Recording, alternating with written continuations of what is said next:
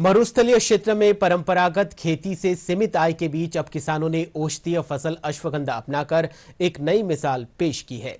कम पानी में तैयार होने वाली फसल से न केवल किसानों की आय बढ़ी है, बल्कि खेती के प्रति भी उनका जो नजरिया है वो भी बदला है।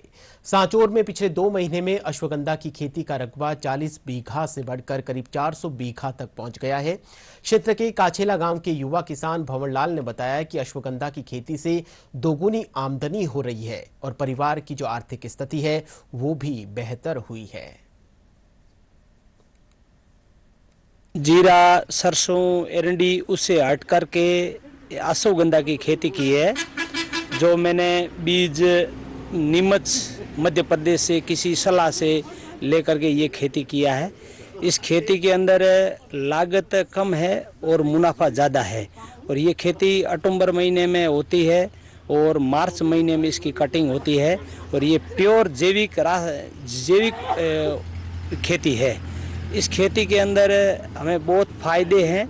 मैं तो हर किसान को यही कहना चाहता हूं कि दूसरी खेती के अंदर लागत ज़्यादा है और प्रॉफिट कम है। इसके अंदर लागत कम है और प्रॉफिट ज़्यादा है और बाकी इसके अंदर इसका एक खास विशेष है, इसको जंगली जानवर कोई नुकसान नहीं कर सकता है। अभी ये नई ऑर्गेनिक खेती की है।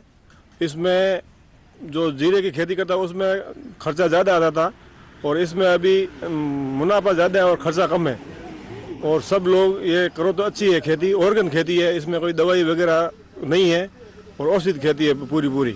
जिला जालौर में फर्स्ट बार हमने की है।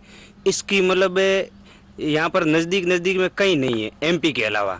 हमने एमपी से बीज खरीद के यहाँ पर ली तो इसकी बहुत प्रॉफिट है, बहुत ये महंगी जाती है ये चीज़। और हमने ये जाना कि एमपी से देख रेख से वहाँ से यहाँ आकर के देखा कि भाई हमारी ज़मीन में भी ये बहुत मतलब बेनिफिट देती है खेती।